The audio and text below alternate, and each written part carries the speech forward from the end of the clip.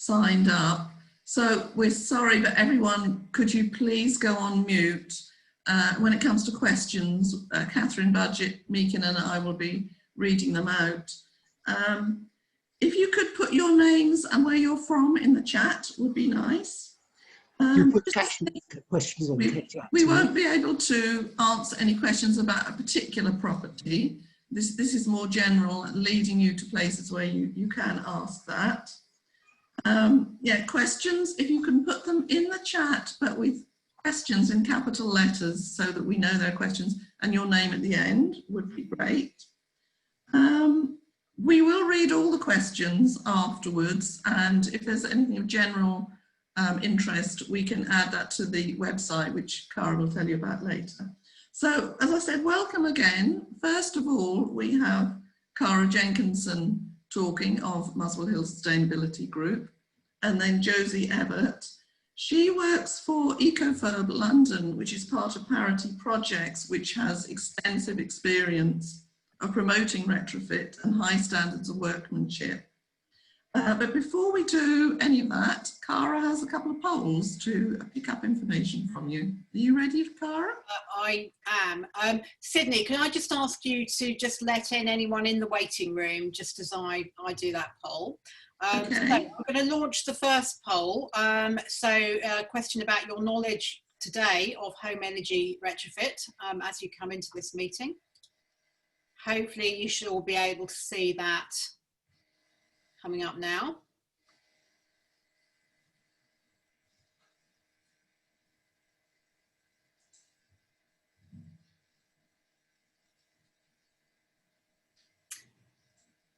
Okay, share the results. So probably not surprisingly, some knowledge comes up as the main one there, but with a reasonable number saying not much, and some experts as well. So I'm going to now launch the second poll. So just bear with me. Hold on. Okay, so I'm going to launch the second poll now, which is about your ambitions for home retrofit.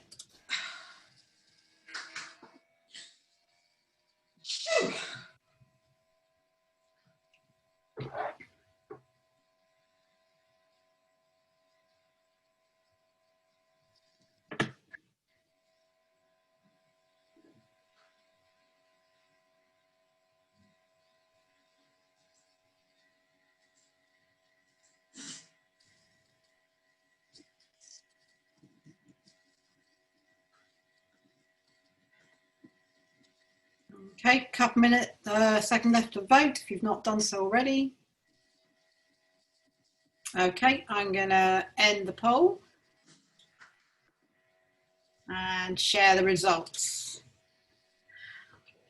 Okay, so quite a few people wanted to do one or two insulation measures. A lot of interest in low carbon heating, which is interesting, and a few wanting to do a whole house retrofit too.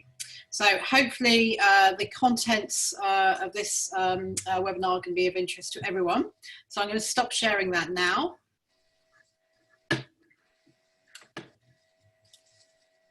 And Sydney, are you ready for me to start? Was there anything else? Yes, please. So away you go, Cara. Please okay. read and start your presentation. Brilliant. Okay, so I'm going to be sharing my screen, so hopefully that will work. So hopefully you should all be able to see my screen now. If you want to just put a thumbs up if you can see it okay. Brilliant. Okay.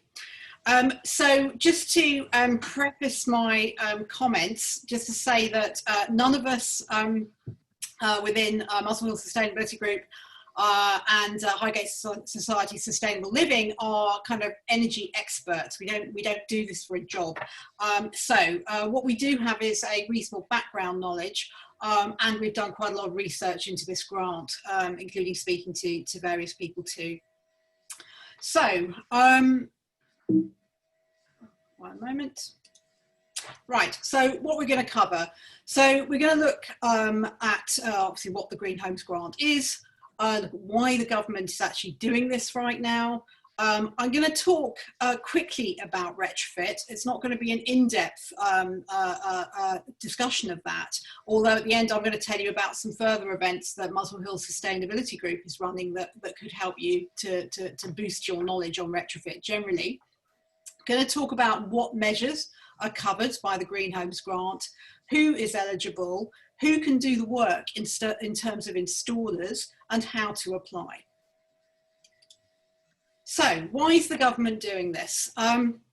Two main reasons. One, they've made their commitment to hit net zero carbon emissions by 2050, and housing makes up a good proportion of UK emissions, so they need to do it. And then the second reason is obviously with the, as we live through the pandemic and look to recover from the pandemic, we urgently need a green recovery, and there is the potential to create a lot of jobs. And I've just put in a news article on the right hand side talking about a retrofit army of perhaps 500,000 builders, electricians and plumbers being needed to retrofit all of our homes. So, and this gives some sort of idea of the size of the task as well. What this shows is the UK homes and what EPC rating they've got. EPC is Energy Performance Certificate. Not all homes have it, but if you sell a home, you have to have an EPC done. Now, the target is the government target is to have EPC C. They go from A, the most energy efficient, to G, the least energy efficient, by 2035. Although most NGOs would say it really needs to be much, much sooner than that.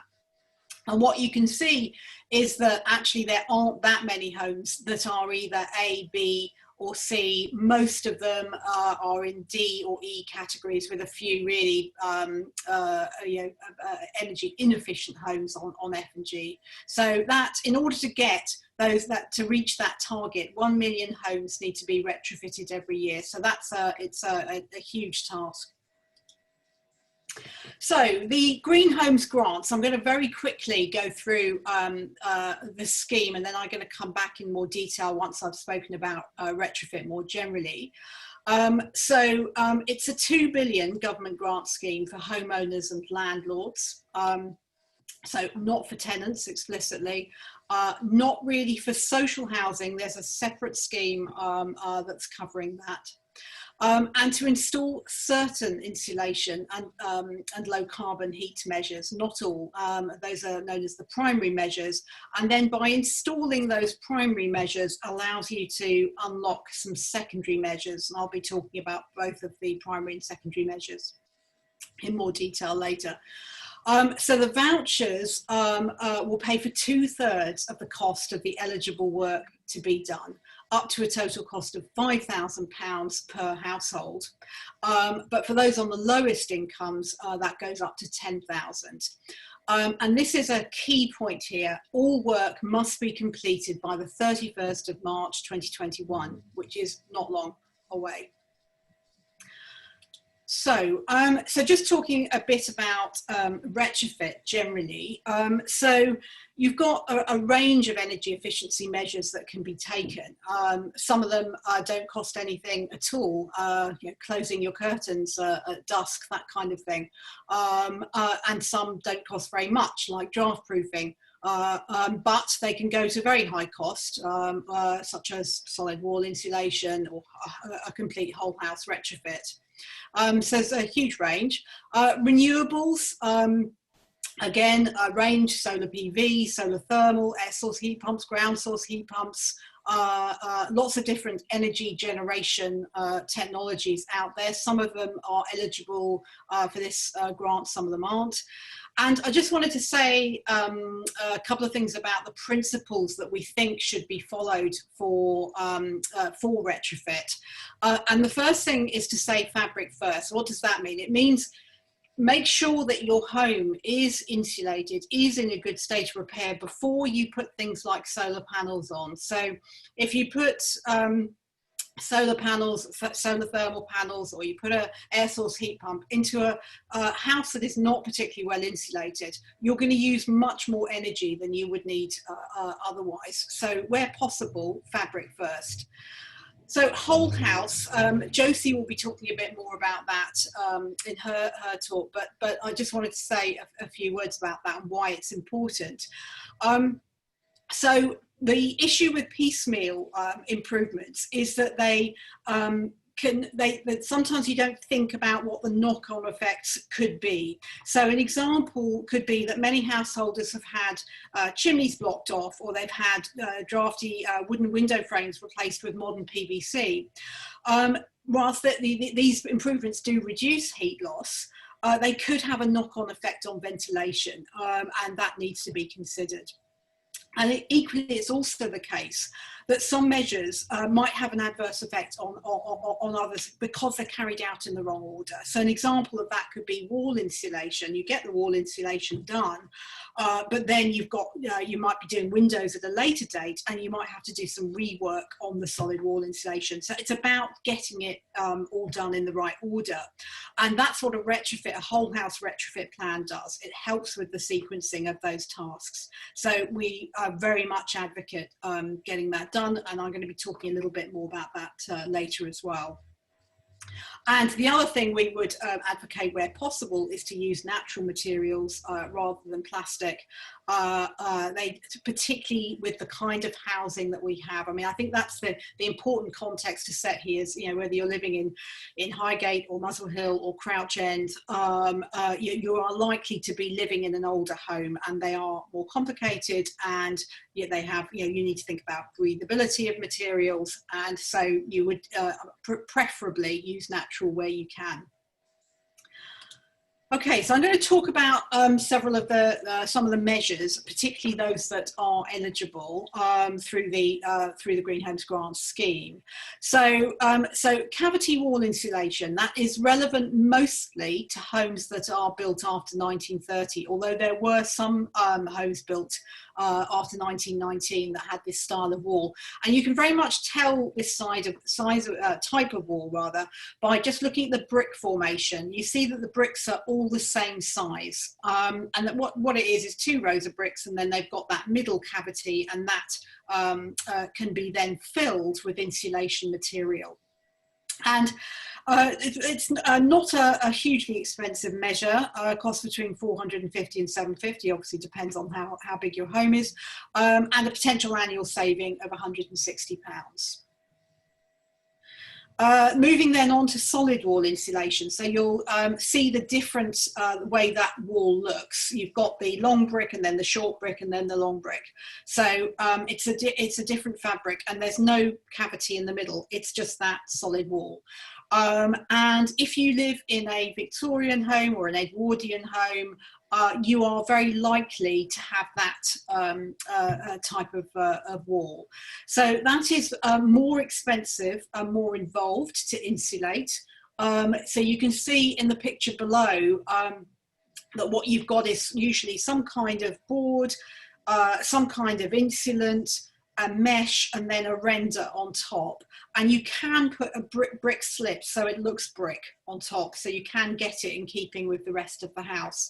And because it is more complex, it's more expensive, so cost of between 12 and 15,000, again depending on the size of the house, depending how many walls you get done.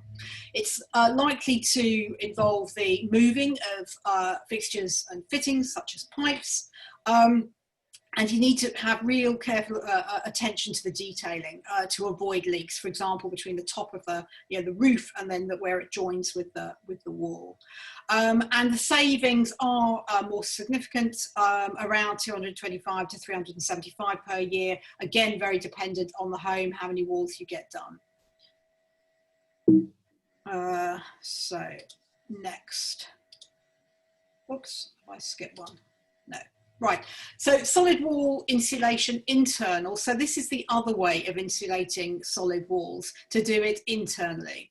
So slightly cheaper, involves putting battens up again on the wall, and then you put some kind of insulant. It could be a natural material like sheep's wool, or it could be plasterboard or kind of foam type thing. And then you're putting the main plaster on top. So it will reduce the size of the room a little bit. Can be done at the same time as other work. So if you're getting a new kitchen done, then that might be the time to put internal insulation in. Then will require the skirting to be removed, and a similar sort of savings. Again, it depends how much of your house you're getting done. So we now move on to the renewable heating technologies. So starting off with solar thermal. So this is panels on your roof, a bit like solar PV, but this is generating heating for your hot water. Doesn't do your space heating, but it will heat up your hot water. Costing around £4,000 to £5,000, best on a south-facing roof to maximise the solar, the gain from the sun. And you do need a hot water cylinder. So if you've had a combi boiler put in, you would need to replace that. You would need a hot water cylinder installed. And savings of £55 to £95 per year. Obviously depends on your hot water use. Okay, and then air source heat pump. That is basically replacing your boiler. So instead of using a gas boiler to heat your house, you would use an air source heat pump. So cost depends on the size of the house, the size of the heat pump needed, between 6,000 and 11,000. It works best with underfloor heating and large radiators, and you can do it without underfloor heating, but it's best if you do have it. And very importantly, your home should be well insulated and draft proof. And if they're not, you're going to probably not get the house to the temperature you want it to be, and you'll have to supplement it with other heating measures. You do need a bit of outdoor space. The heat pump is the size of a small fridge. Again, very much depends on the size of the heat pump you need. They can get quite big, but if you don't have a huge house, you know, they are smaller. And there's a government grant that's been around for the last 6 or 7 years called the Renewable Heat Incentive, whereby you are paid an amount per year for the heat that you generate. And there have been lots of questions whether you're still eligible for that if you install an air source heat pump through the Green Home Grant scheme. And the answer is yes, you are. But what happens is the amount of the Green Homes grant that you got is deducted from the payments. And important to say that you're probably not going to make energy bill savings if you're replacing a new A-rated boiler, which will be quite efficient. But of course, you will make very significant carbon savings. And it's just worth noting, actually, I was just checking installer websites of air source heat pumps, and one of them was recommending that you use the greenhouse grant to insulate your home, then install an air source heat pump at your own cost, and then claim the full RHI payments. So I guess that's making full use of all government grants. Right, so I'll now just go through what the measures are. So you have the primary measures, as I mentioned, which are solid wall, cavity wall, underfloor insulation, loft insulation, and that includes top up, and also flat roof loft insulation or roof insulation. And then in terms of low carbon heat, air source heat pump, ground source heat pump, solar thermal, biomass boiler. So worth noting what isn't there. So that's new boilers, gas boilers, those are not included in this scheme, and neither is solar PV. The reason I think gas boilers aren't there is really gas boilers are not going to be consistent with a net zero future. We can't keep burning gas. And then secondary measures. So these are the measures that get unlocked. If you do, say, underfloor insulation, you can then get further grant money to do a secondary measure. And that could be draft proofing, secondary glazing, double, triple glazing, or energy efficient replacement doors. But important to note, you can't do draft proofing or secondary glazing or any of those secondary measures if you haven't done a primary measure with the grant. So you have to apply for both at the same time. And then secondary measures for heating are listed there as well: hot water tank insulation, heating controls, and hot water thermostats. So I think I've got an example next. So you get some floor insulation installed at a cost of £2,000. The government will pay 1,333 of that. You can also then get a few windows double glazed for £3,000, and then the government will pay 1,333 of that. So they're kind of they're matching it. So you get the same amount from the government for your primary and your secondary measures.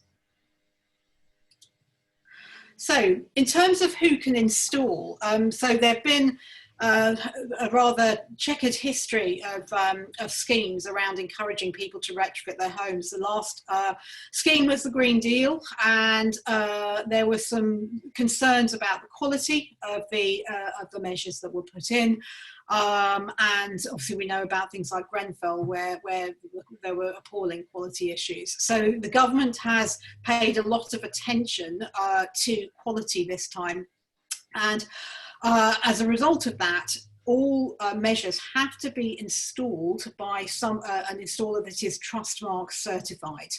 And if it's a low carbon heating measure, they must also be MCS certified. So they all have to be Trustmark certified.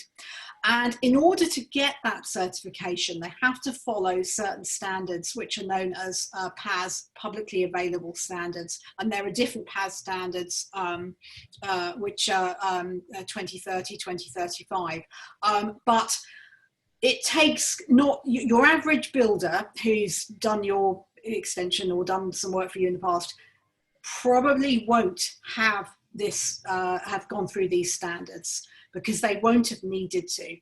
So one of the issues is that actually there's right now a shortage of installers. So the government reckons that across the country there are around 1,000 installers, and that is not very many when you think about the number of homes that need to get retrofitted.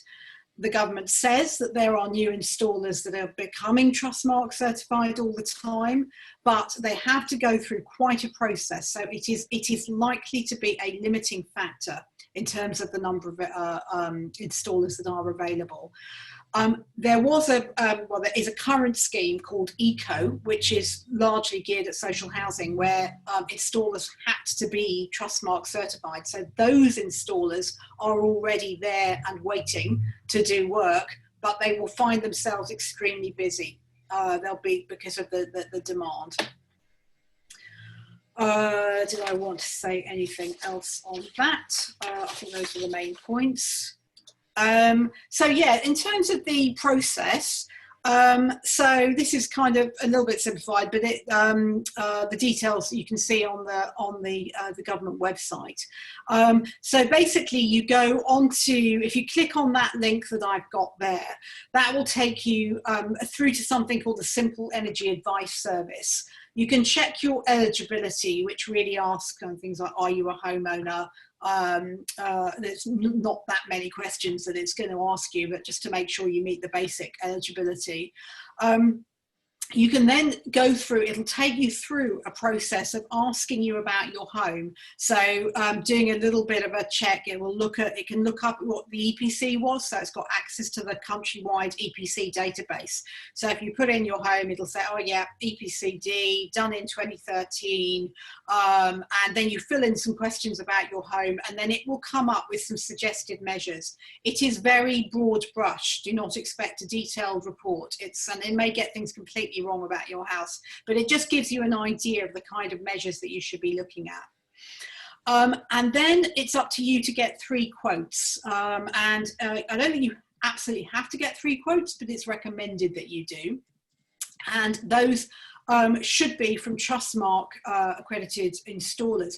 You might want to get a quote out of interest from someone that isn't Trustmark accredited, just to check that you're not, the price is not being inflated. There is a danger, because there'll be a shortage of installers, and because installers know there is a grant scheme, that prices may be inflated. So it's something to keep an eye on.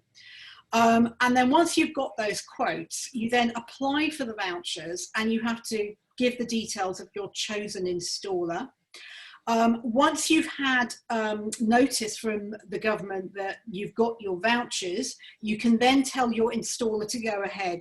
And it's very important that you don't tell that the installation work doesn't happen before you get that approval of your voucher, because otherwise the grant is not eligible. So wait until you get the approval of your voucher, then you can get the measures installed.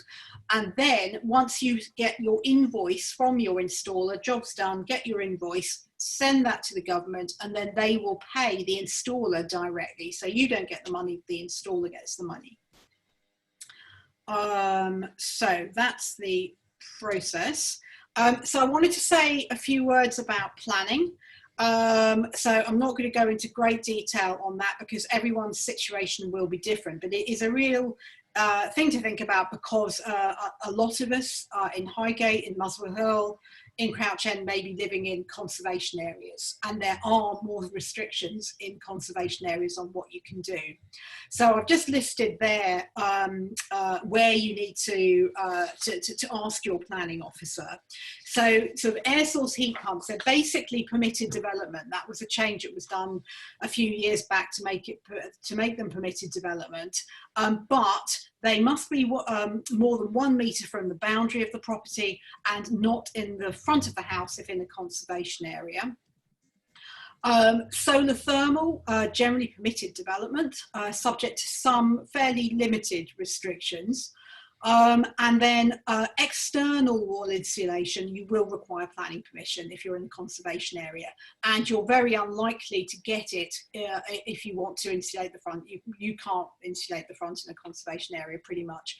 And then with side walls and rear walls, it will depend. If there's a common sort of facade at the back, the houses all look identical, then they may let you do it, but they'll say you have to make it look exactly like it did look. And then the side flank walls, again, they're likely to say, yes, you can do it, but you're going to need to make it look like it looked before. And then in terms of windows, if you're in a conservation area, or particularly with the Article 4 direction, then you're going to need planning permission for those, not necessarily if you're not in an Article 4 area. Obviously, listed buildings, you will need listed consent for all of those measures. So what you don't have to ask your planning officer for, unless you're in a listed building, so that would be loft insulation, floor insulation, draft proofing, secondary glazing, internal wall insulation. But do check with your, it is worth checking on your the borough's information on the website, and we will have on the Highgate Society website, Sydney has put together some what we know about planning. And it's worth saying as well that we have written to the leaders of each of the 3 councils, Haringey, Camden and Islington, to ask for more flexibility on this, because it's difficult to see how we're going to get to net zero if we have quite an inflexible planning system. And there's also an issue because we've got this very short deadline for getting the measures in. We can't be spending a long time getting through planning permissions. So that's probably going to have to change. Okay, so I mentioned whole house plans a while ago, and just to say that it looks like under the green grant scheme that if you're installing measures for homes that are in conservation areas, or if you're installing measures that they deem to be of higher technical risk, such as solid wall insulation, that you will need to go through more of a whole house approach to follow the standards that are known as PAS 2035. And what does that mean in practice? It means having someone called a retrofit coordinator who comes and assesses your home, does a plan, possibly working with a retrofit assessor. There are various different roles involved in the PAS 35 process. And helps you to come up with a plan to make sure you're getting those measures done in the right order and done with the right quality. So, really sort of highly recommend if you're living in an older home, particularly in a conservation area, this is worth your while doing this. You will need to do it to get the Green Homes Grant, and you can use some of the Green Homes Grant to pay for that service. And EcoFurb are one of the organisations providing that kind of retrofit coordinator and whole house planning, and Josie will say more about that. So I'm coming to the end now, but I wanted to mention some events that are coming up where we really wanted from this to be kind of the first session about the grant scheme, but then to provide much more information about from people that have already retrofitted their homes. So Muswell Hill Sustainability Group often, well, pretty much every year since 2013 has been running open houses where you can go and have a look around people's houses and see what they've done. Obviously, with COVID, we have been far more limited than we'd like to be in doing that. We've moved them virtual. We've got some really nice films that we've made, and an opportunity to do some Q&A with our hosts. We then have a webinar on green home technologies, including insulation, solar panels, heat pumps, and smart meters. And then we have a kind of a hot tips for warm homes, and that is around lower cost measures. So do take a note of those. It's all on the Muswell Hill Sustainability website. And then I'm just going to make a few final observations from us about the scheme. So there's an urgent need to kickstart home retrofit. No doubt about it. We've got to do it now. We've got a climate emergency to hit zero carbon. We need to start this now, and the scheme will help. We very much recommend a whole house approach, as I've said, I've kept emphasising, and there's not a great deal of money for what's needed in many homes. £5,000 won't get you that far. And you'll be able to do a lot more if you can make some more contribution yourself. And as I mentioned, there are unlikely to be enough installers to do the work. But hopefully this kind of direction of policy will encourage more installers to think about getting involved in retrofit going forward. There's a lot of lobbying from the industry, from various environmental NGOs to get this scheme extended beyond March 21, because installers are not going to bother going through all of the training and certification if they don't know that there's going to be a work stream afterwards. So, so the green recovery is really only going to work if that scheme is extended. So you know, we don't know whether it will. We hope very much that it will. And lots more information. Sydney has been working away on lots of useful links, which are up on the Highgate Society website on that link. And I will stop there. Thank you very much. Thank you very much, Cara. And just to say as well, we'll be writing to everyone who registered on Eventbrite with that link. So you don't need to actually remember it. So let us move on then straight away to Josie Evetts of EcoFurb. Hello, hi. So yeah, thanks for the introduction. And something I'd like to say right at the start is you've very much got a generalist in me. I work for organisations full of specialists who can answer all the technical questions, but actually probably some people here like Sarah and Cara can answer, and Sydney can probably answer technical questions better than I can, so they'll probably field them. Equally, if there's anything that I talk about that I could come back with questions from my colleagues afterwards, I'm very happy to do that as well. What I want to do today is give you a quick run through of EcoFurb, why we exist and what we offer. But I won't take too long doing that, and then I'll ask if you've got any questions at all about that. So I'll just try and share my screen. Bear with me a moment.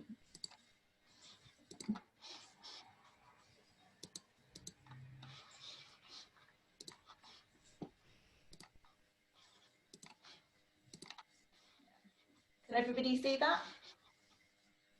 Yes, thank you. Fantastic, great. Okay, so EcoFurb is a service that we've set up to fulfill a lot of the things that Cara has just been talking about, to offer a whole house approach and hopefully an easy way for people to address doing a home up, taking a lot of the hassle away from people. It's something that we have actually only just launched. So we launched at the end of August, and into rather unusual circumstances. So obviously when we were developing this, we didn't know that the pandemic was going to come, or obviously that the Green Homes Grant was going to be announced either. and we are incorporating the Green Homes Grant for our customers where we possibly can do. The launch timing was quite coincidental, and so it's actually been quite a difficult sort of atmosphere to launch into, because again, the reasons that Cara has already been through, it's an incredibly busy time, and the contractors that we work with are incredibly busy. But we're trying to work very hard to work with the customers that we can work with to try and make things as clear as possible.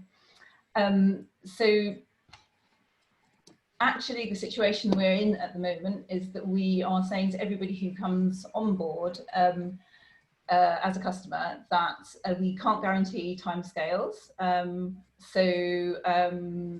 If the grant is your primary motivation, and you wouldn't be looking at doing the work without the grant, we would feel quite nervous at this moment about making any promises. And I really think that probably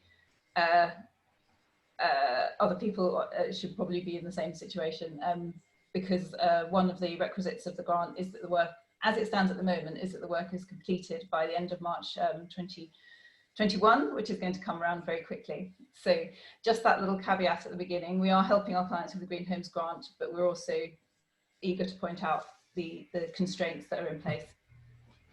So why did EcoFurb come about? Well, it's partly because I work for an organisation which was mentioned at the beginning called Parity Projects.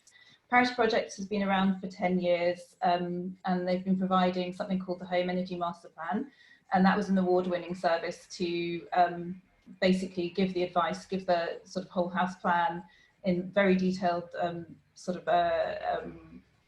analysis of an individual home, saying exactly what would save, what different measures would save you in terms of carbon and in terms of fuel bills.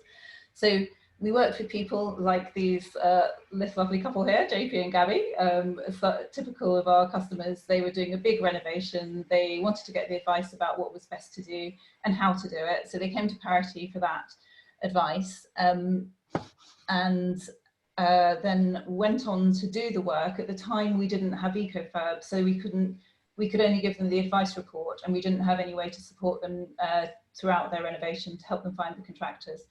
So this is one of the major reasons that we actually set up EcoFurb, because they were absolutely delighted with the work at the end of the day. They were very pleased with the specification, the sort of the advice we gave them, and showed them how they could make their home sort of more efficient and warmer. But they had quite a lot of difficulty, and this is very typical of what happened with our customers. They had more difficulty when they went on and they found the contractors, and they found the contractors didn't really know how to do the work. One person knew about one bit of work, somebody else knew about another bit of work, but they didn't work together. And so they found that they were sort of doing quite a lot of go-between work that they weren't really sure about. In fact, what ended up happening, you can see at the bottom here, they've sort of said a couple of people made it bearable, and one of them was Russell. Well, Russell's our director, and at the time he sort of saw them struggling through this. He wasn't really sort of meant to be in touch with them throughout, but ended up being in touch with them throughout to sort of try and help them navigate that. So we could see a big gap in the market because this kept on happening.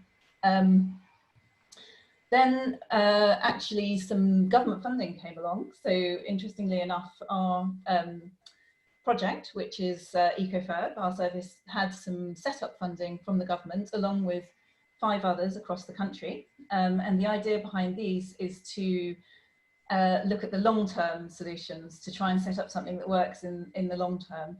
And then the Green Homes Grant came along, which at the moment is rather short term. And we're hoping that in the actually what will happen, as Cara said, we're hoping very much that it will get extended or something will replace it, so that the funding from the government helps the long term as well. So these projects here, these 6 are looking at the supply chain, how to get the supply chain to work together, sharing knowledge, increasing training, and making things work more smoothly throughout a renovation, essentially.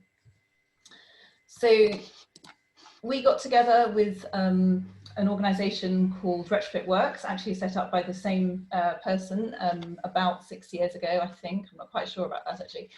And Retrofit Works is a cooperative of installers. So we pre-vet, or rather Retrofit Works pre-vets all the installers so that we know that they are good people we're happy to work with, and we're happy to give quality control on the work that they do. So together the two organisations set this up. And we also had the support of 11 London councils to give advice on projects like this that they'd run before, to look at what we were developing and give input on how we should go ahead. So that's been really helpful.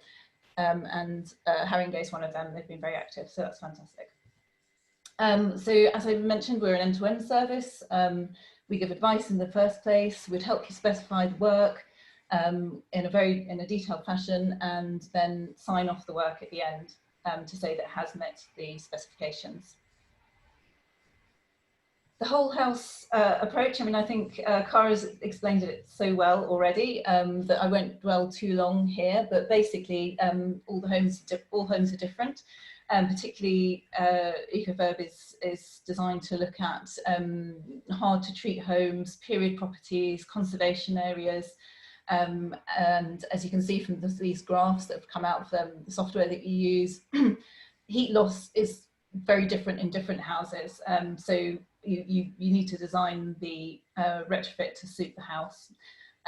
We can also give tailored advice to people who are looking to incorporate maybe an extension or something else with it. I did see a question popping up on the chat just now about whether you can use the Green Homes grant for insulating an extension. And I think that the answer to that is it has to have its own heating source in it or something along those lines. So it's probably pretty much a no, but it's worth just checking whether there's anything that means that you could do. So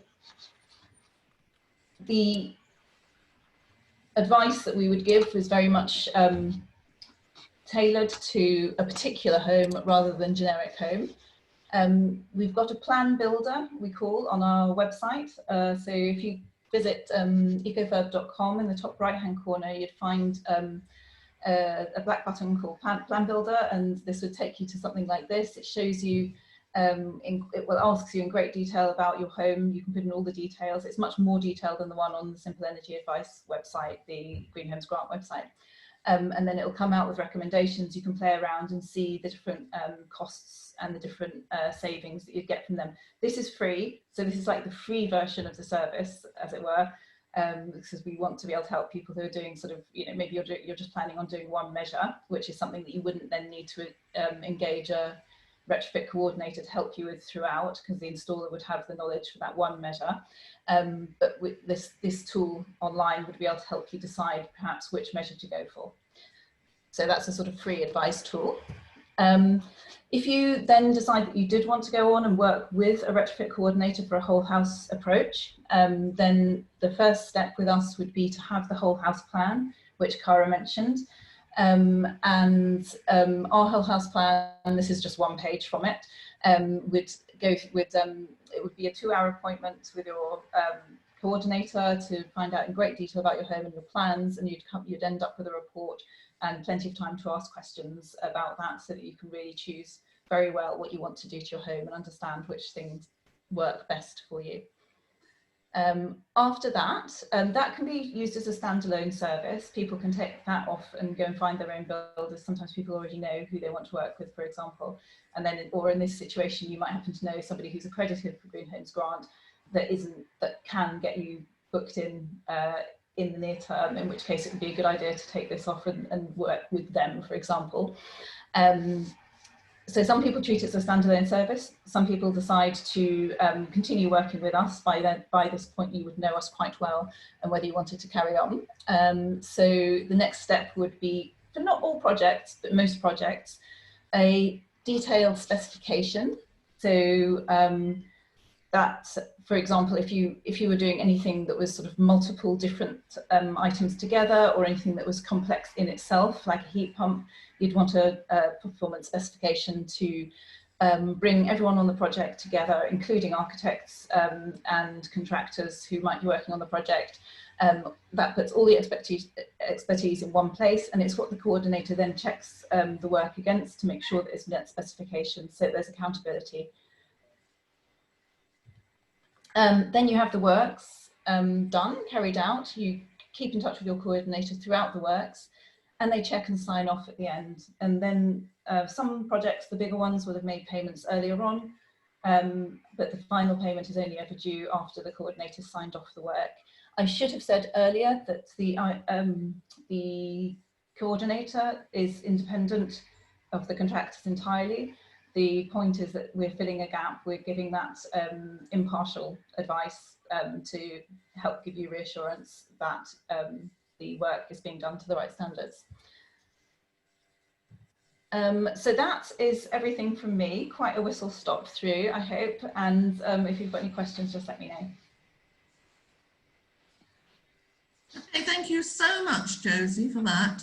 I think it would be good just to have a minute for people to be putting their questions in the chat. We've got a few, and Catherine is about to choose the first one, but do you want to just leave it a minute, Catherine, till we collect up some more, give people a chance to type? I'll unmute. Yes, I'd like some more questions. We have got quite a lot, but some of them are sort of following on from previous comments. So go for it, some questions. Some of them have been answered by the presentations, for instance, from Caridwen, about the fact that this is such a short time scale. And yes, I think we all agree about that, but go for it. Some more questions, please. Good, good, good. Coming in.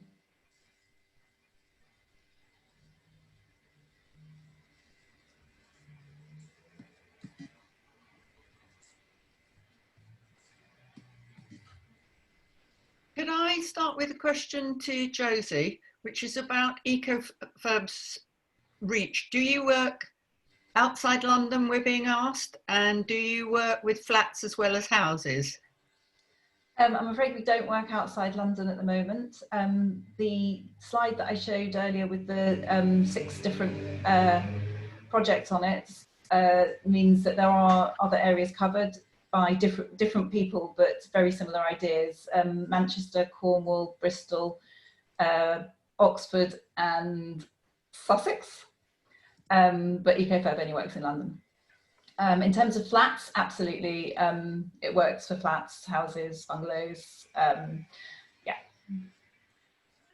We've had one question from Martin Wilkinson. Can we get air to air heat pumps, so warm air eating indoors? I've just very quickly trying to check on the web on that. I don't know the answer to that, but I think if you just check that the link that I gave, or the link to the Green Homes Grant site, the measures are listed there in detail. So hopefully, yeah, that should specify whether air to air are included. I would expect that they are included. Because yeah, the principle of whether measures are included is, are they going to make a real difference to your home's carbon emissions?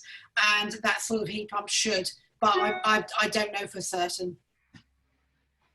We've got a very interesting question about somebody who has a flat within a house of 4. The others are not interested in doing whole house. Is it still worth me doing my own flat? I have replaced the flat roof over my room. Perhaps I can come in here to say that yes, there are things that you can do which will make a difference. You obviously can't do external wall insulation, but you can do internal wall insulation. Insulation is incredibly forgiving about being able to do it in parts for particular rooms. If you have a cold north-facing room but can't afford to do both, you can deal with that. You can deal with windows. You can deal with draft proofing. So there are things that you can do, even if you have not like-minded people owning flats in your house. I've got another couple of questions. I noticed on that list that Josie gave us about the boroughs, an awful lot of boroughs are missing. And the question is London the whole 36 boroughs? Yes, sorry, that could be potentially confusing. Yes, no, we cover the whole of London. It's just that those 11 boroughs were very helpful in their insights and how to get this rolled out to everybody, basically. basically. Okay, thank you very much. And I have another one. We have cavity walls. How can we solve that problem of assessing breathability if we have them insulated? Our very good builder was very doubtful that this would be a good move. I suspect that one might be one for Sarah again, being a building fabric expert, or certainly more expert than I am. The thing about cavity wall is, first of all, you do need to check the actual width of the cavity. Originally, cavity wall was not built for insulation. It was built to keep damp out. And some of the early cavity walls are very narrow. You need to check that your cavity wall is wide enough to be able to be filled. And then it is unlikely, I mean, cavity wall insulation does improve the energy efficiency of the building, but it's nothing like as good as either external or internal wall insulation. And it's unlikely that it would make a difference, it would make a significant difference to make a ventilation problem. You have to really improve the draft proofing and the movement of air through to start to get those problems. It would be more likely to be a problem if you were to change all your windows, that you would get a problem with adequate ventilation, than doing something with the cavity wall insulation. Okay, I've got another couple, but also a comment of my own. I gather that there are people cold calling on particularly elderly people, saying that they can come and do the job. Please make sure that you and your neighbours don't do it that way, that they do make appointments through proper accredited, first of all through the website. It's an absolute danger. Now, a couple of other questions. Is the insulation inside safe? And the second question is it possible to get double glazing done by itself? Okay, so I can answer the one on the double glazing, and the because I know the person who asked it, I think joined late. So no, you can't. You can't do double glazing by itself. You need to have one of the primary measures, which are the insulation measures, done first. I just wanted to make a comment just about what Catherine said in terms of the cold calling, that there may be installers who are Trustmark certified who do put marketing leaflets through your door. There's nothing to stop you reading that leaflet and checking whether they are indeed Trustmark certified, and possibly even getting a quote from them. So my feeling is that there'll be such a demand for work that I'm not sure there will be lots of people that are kind of genuine installers that will be knocking on doors, because I think they'll be too busy getting the work done. Do you want me to answer the question about is inside insulation safe? Please. The inside insulation can be safe and extremely good way of insulating your home, but it is technically problematic. The real problem with inside insulation is that every time we breathe or cook or wash or anything, we emit water vapor, which goes through the walls. If you put in badly installed inside insulation, it can get stuck in the wall at the point where the wall starts getting cold from outside, and it becomes water and you get condensation and you do cause problems. So it is incredibly important to get it right. And crudely, without going into the details, there are two methods of doing this. One of which is what's called a breathable wall, which actually has nothing to do with breathing. It has to do with water vapor, which is to ensure that any water vapor that gets into the wall, into the insulation, gets out on the other side without getting stuck. The other is to stop the water vapor getting in there in the first place by putting some kind of a barrier, usually some kind of tinfoil type material, to stop water going into the wall in the first place.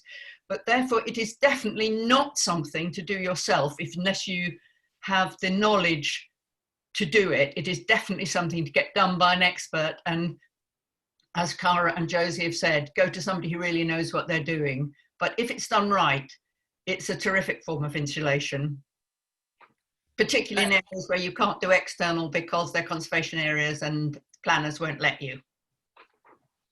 Thank you, Sarah. Can I just add in another question? Is it cost effective to change from a combi boiler to a heat pump in a Victorian house, providing there's proper insulation, taking into consideration there should be some breathing?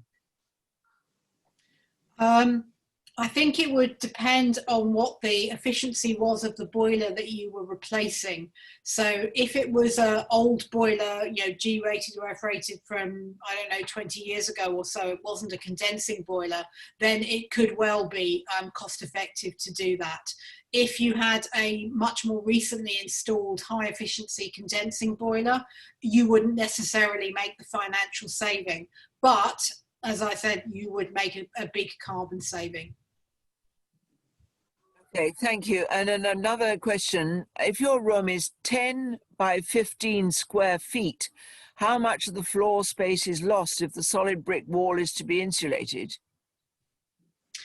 So, I mean, Sarah can comment further on this, but it's around 10 centimetres. If you did internal wall insulation, it would be around 10 centimetres.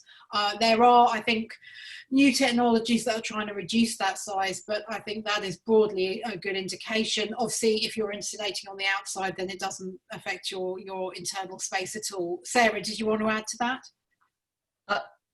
No, you're basically right, Cara. The difference is, what I would say, that is, if you're in a terraced house or a semi-detached house, you do not have to insulate the walls abutting your neighbours. They keep you warm, they do the job for you. So you're really, if you're in a terraced house, you're only looking at back and front, or if you're in a semi-detached house, you're only looking at the 3 outside walls. The other thing is that, as Cara said, there are new materials coming in, one of which is something called aerogel, which was developed for the space industry, which uses about 1/10 of the space of either the traditional natural materials or indeed the plastic materials, Kingspan, Celotex, that kind of thing. But they are eye-wateringly expensive and extremely difficult to work with. You really need a specialist. They're very, very difficult to cut. I've got another question here. I'd like to replace an old boiler, but the flat is small. Which measure would take up the least space? And it's upstairs.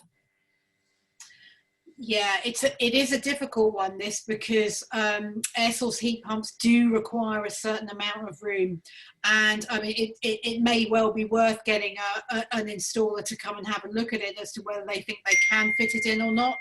But it can be a challenge for flats, and it may be that you need to look at a different form of heat, of electric heating eventually, because eventually gas boilers will probably become they just won't be available anymore. So you'll probably need a different form of electric heating, which may not have the same efficiency as an air source heat pump, but it is certainly worth checking what's available, and also just making sure your home is as well insulated as possible. Can I just make a general point that several people have asked about the PowerPoint slides? They will be available. They will be on the Highgate Society and the Muswell Hill Sustainability Group websites afterwards. Can I pick up on a question that was raised? Questions. Sorry.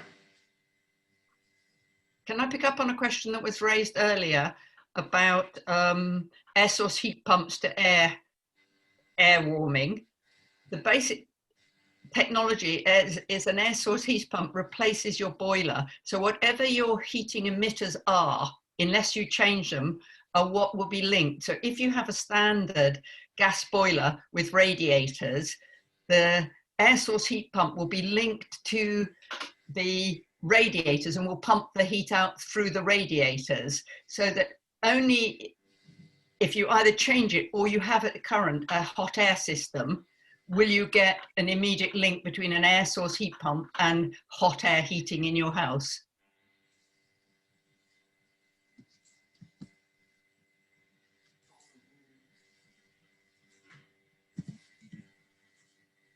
Hi, shall I come in? There's another couple of questions. That Go for it, go for it, Sydney. Sorry? Go for it. Air source heat pumps, does it make a difference if these are installed on a north or a south facing wall? I don't think it matters terribly. I think it's important that it's got space around it. It needs to have access to a good amount of air. I know that they are more efficient the warmer the air is. So at very low temperatures, they stop getting efficient, like, you know, kind of 2 degrees, 1 degree below zero. So, you know, possibly a south-facing wall might be a little bit warmer, but I don't think it makes a huge amount of difference. There's one more as well, which is quite an important process one. What if I can't get 3 quotes? I mean, I'll add to that. What if I can't get any quotes? For Josie. Yeah. Sorry, Josie, do you want to answer that? Yeah, I don't think that, unfortunately, there's a really good answer to that question. You don't need to get 3 quotes. Obviously, it's recommended just because that allows you to compare them, but there's not a requisite for the Green Homes Grant. It may be difficult at the moment to get quotes. I know that some of our contractors, for example, are saying that they can't take any more requests for quotes till January now. And obviously that will only continue snowballing. But I have spoken to other people who've been successful. So I think just keep trying. You know, if you were to, as I said, if you were to come to us at the moment, because we work through a cooperative of installers, they're all their own independent businesses, and that's how we work, because we want, you know, to give you the impartial advice on somebody's work. We are particularly in a position where we have to say that we can't guarantee timeframes, which is really unfortunate, but just the case and the only honest thing to say. And that I'm actually saying to everyone who does want to work with us, also try and get your own quotes as well. I would use the Trustmark website for looking for installers. It's a bit easier than the Simple Energy Advice website, although it's run off the same database. Yeah, I would just keep going, try a number of different people, look a little bit wider than your area. On the Trustmark website, it shows you sort of all the different areas that nationwide contractors would cover, for example. That's one of the reasons why it's quite easy to use. And yeah, just in answer, if you can't find any installers, then probably the answer is keep checking, because there will be new installers coming in. Obviously, it will get to the point where, yeah, we're getting closer to March. Let's hope that the government then has some kind of policy of extension on that. Yeah. My understanding, I looked into this afternoon because we were wanting to do some work anyway. And my understanding is you put in your postcode and you get told which companies are acceptable to the government. And for N65HE, there are only 3 companies within a 6-mile radius. And the one that comes up top, I couldn't believe my eyes. It was established on the 6th or the 20th of September, which was when Rishi Sunak announced it. It's run from a flat in Prince Wales Road. And it's supposed to have this trust mark, but it hasn't got any track record. I mean, it hasn't been operating. So I was wondering, I just decided to give up at that point. I don't know if you can help me on that. You're saying, Josie is saying that she's got companies who will be acceptable to the government, but they're not coming up on the government website. So that's why I would recommend using Trustmark website. Trustmark is a government scheme, so and it's the way that is one of the ways that contractors for delivering the Green Homes Grant have to be accredited. Use the Trustmark website because it's much easier. I've just put in my postcode to double check that I'm not talking rubbish here, but you know, I've been given a great long list of contractors plus page 2, 3, etc.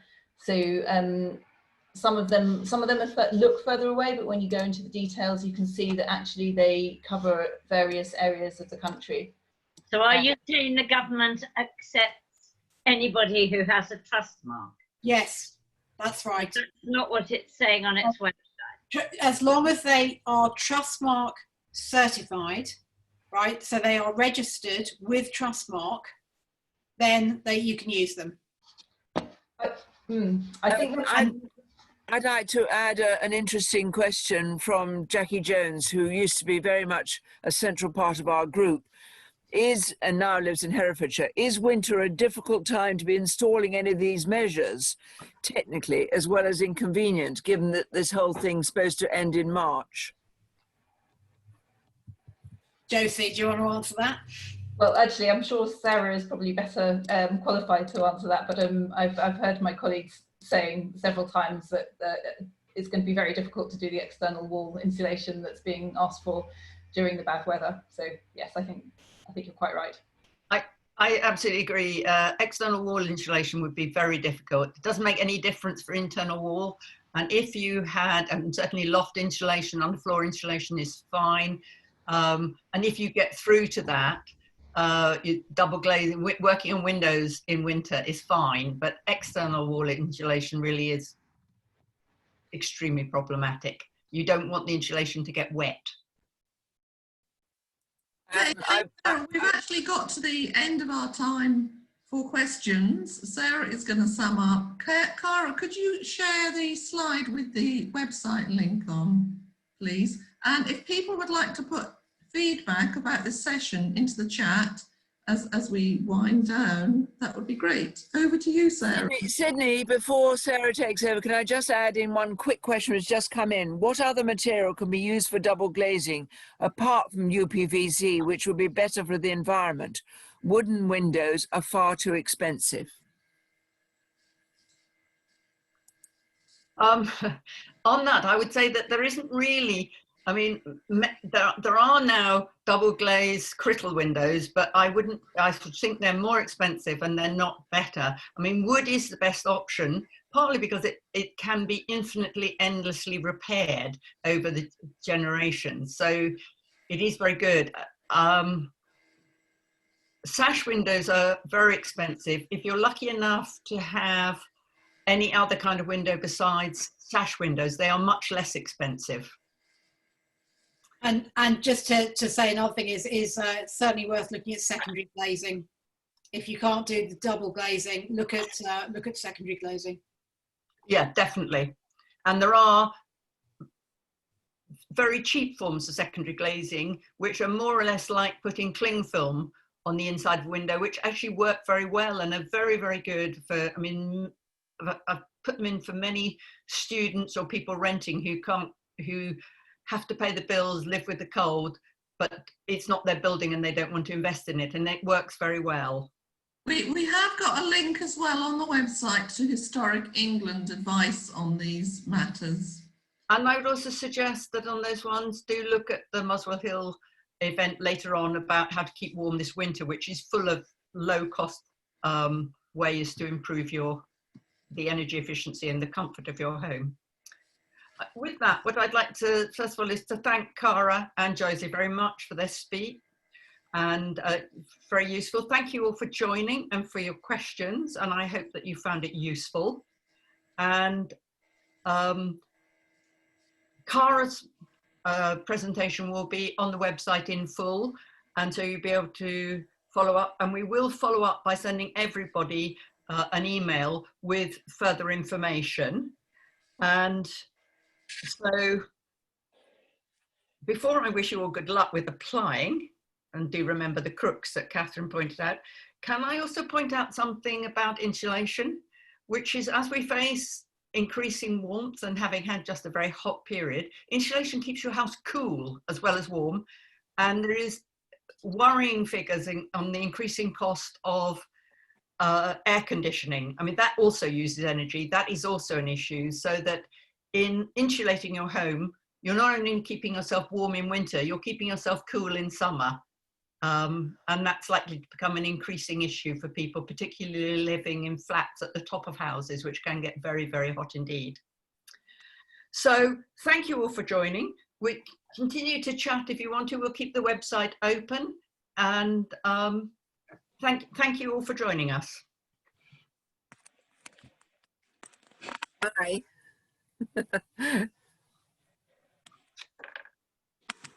Thanks very much. That was great. Okay. As people say goodbye, then we can just check amongst ourselves. Nothing else to be done other than inform people tomorrow of the links, I think. So we had up to 47 people attending, which was excellent. Thank you very much. Very nice to see people.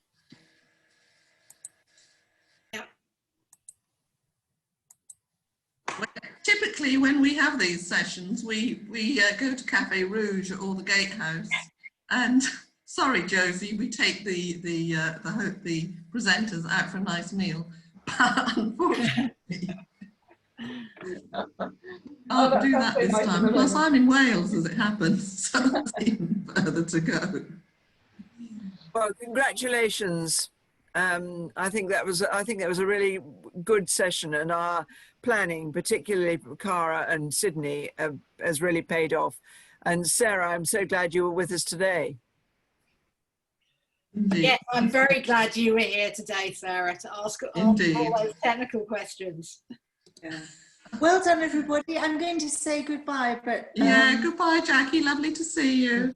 yeah. Well, Hi, I can't Jackie. even see Jackie. Where Nice is to see Jackie? you. Yeah. Yeah, I think we should send Josie a takeaway. Nice Well, to I see was you, going to send Jackie. her the takeaway document, but that's not what you meant, is it? Oh, that is well. I mean, Okay. Over to you, Mary, then, for all the other sessions. what is the chance of extending this beyond March? It does sound. Yeah. If I had to guess, I would say I think they will, because there's a lot of effort that's gone into making it. And you know, Yeah, they've extended everything else, haven't they? The furlough, etc. It just sounds an impossible task otherwise to achieve those goals, you know, especially given what Sarah's saying about winter working. Yeah. I linked up with a TED talk on Saturday called Countdown, and whatever his name is, Ashok, not what his name is, the chap who's going to lead COP24. Sharma, yes, but he was also speaking. But there was some very good. David Lammy was absolutely first class, and they had Al Gore and all sorts of people. So if you want to look at a TED talk called Countdown, I recommend it. Okay. Good recommendation. Okay, I'm going to leave now. I'm going to leave too. Yeah. Bye. Lovely to see you all. Yeah, it's tea time. Night, night, all. Well done, both everyone. Thank you.